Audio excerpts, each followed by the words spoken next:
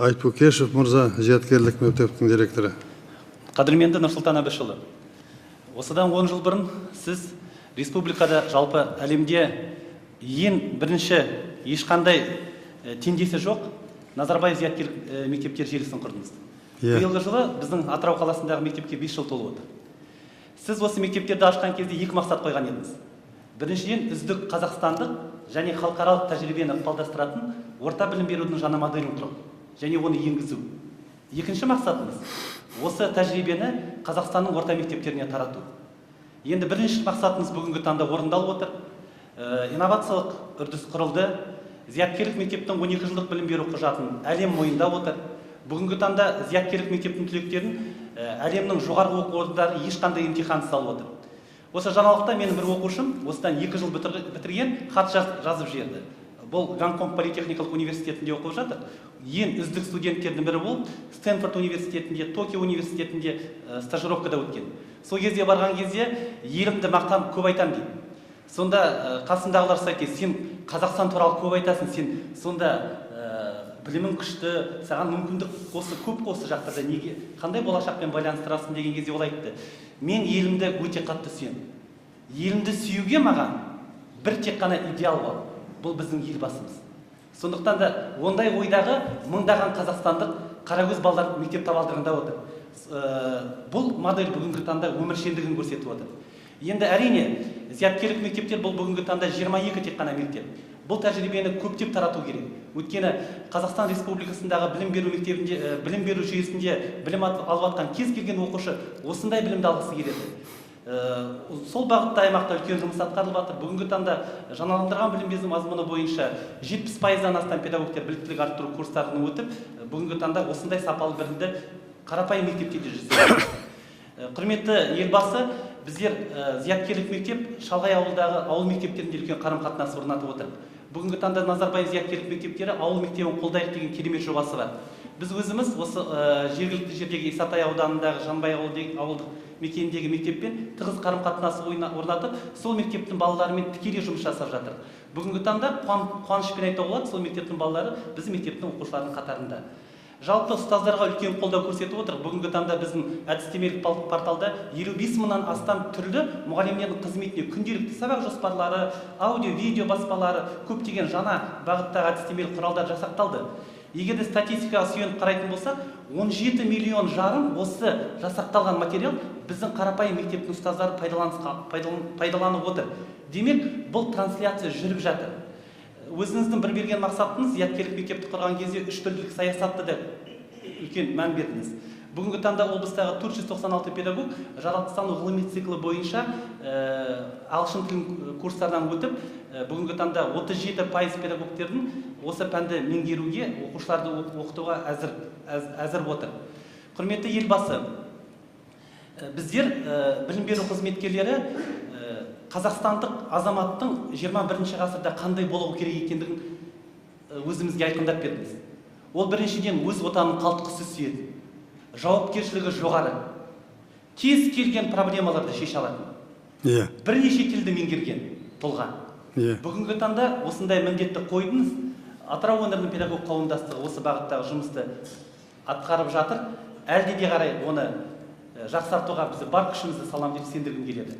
Көп рахмет. Рахмет. Жылына келгенде түсуге ынталы қанша азаматтар арыз береді, қаншасы түседі? Бізге биылғы жылы 1000 оқушы тапсырды біздің мектепке.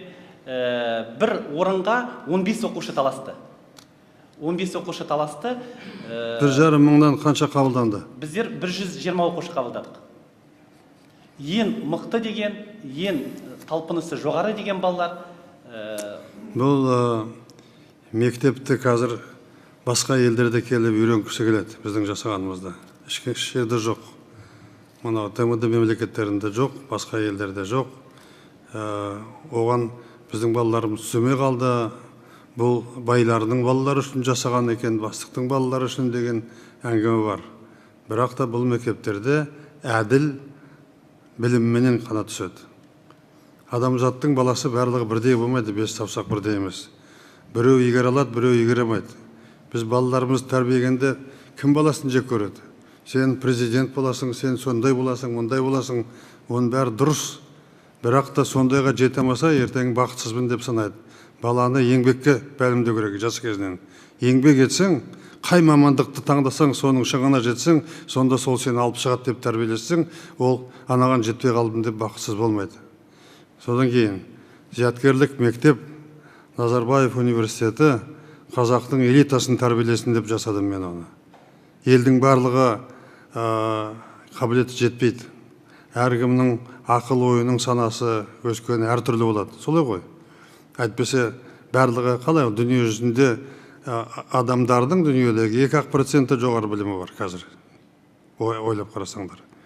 Сондықтан халық түсіну керек. Бірақ қабылдау әділ болу керек. Баяғыдай ол жерде болса, онда біз өте қатаң жазалайтын боламыз. Мынау сіздегі химия, биология. Қазір дүниедегі ғылымның алдында тұрған біріншісі искусственный интеллект дейміз, екіншісі биоинженерия, үшіншісі нанотехнология, төртіншісі информационный түрде. Төрт нәрсеменен дүние жылжып бара жатыр. Оған біз соны басқаратын адамдар дайындауымыз керек. Мынау болашақтың шаруасы, мынаның шаруасы бәрі бірдей. Әрине, мектептердің бәрі де, университеттің бәрі де андай болсын деп ойлаймыз.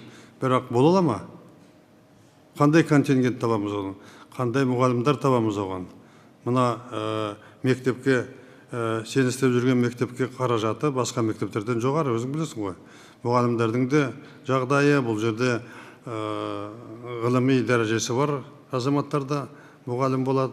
Сондықтан өте таза ұстау керек мектепті. Оның ішінде нағыз талантты балалар келіп, ертең күні талантты өрендер тәрбиелеуіміз керек. Солай ғой? Солай. Халыққа түсіндіруіміз керек. Жас кезінен мектепке түсу үшін баланы жақсылап тәрбиелесін. Қазір ата-ананың балаға беретіні, әлге қалдыратын наследствосы ақша емес, білім. Жақсылап оқытып білім берсең, сол өзіне азық болады өмір бақи. Ата-аналар осы жағынан тәрбиелейтін болса, бала кезден бірінші сыныптан бастап сонда жаңаға түсуге мүмкіншілік болады. Солай деп түсіндіріп жүрсіңдер ме елге? Әрине. Келетін шығар, менің балам неге түспей қалды, мынау неге болды деп. Бар ғой ондай арыздар. Құрметті елбасы, бүгінгі таңда зияткерлік мектептердің қабылдау ережесі барлығына ашық жария түрде көрсетілген. Бұның барлығы біздің арнайы өзіміздің сайтымызда көрсетіліп тұрады. Әр оқушының, өтпей қалған оқушының өзі де көріп тұрады. Өйткені резерв кімнің оқуға түскенін, қанша баға алған, қай сабақтан алған, химия мен биология көңіл бөлесіңдер ғой түбінде. Иә, бізде негізгіден осы өңірдің енді аймақтық экономикалық дамуына байланысты химия, биология. Жоғарғы сыныптарда ғылымменен шұғылдана бастаса лабораториясында, сонда керемет болады. Бір рет шығардыңдар ма? Мектеп бітіріп шыққандар бар ма? Иә, шықты біздің оқушылар. Қайда барды ол балалар? Қазір біздің балаларымыз жаңа әлемнің түрлі жоғарғы оқу орындарына барып отыр. Барлығы түсті ма жоқ, ішінде қалғандар? 100% оқушылар білім алып жатыр. Мынаның қарап отырды да, бұл қазір дүниежүзілік рейтингке кірді ғой. Кірді. Любой университет түсе алады бұлар. Жақсы, рахмет.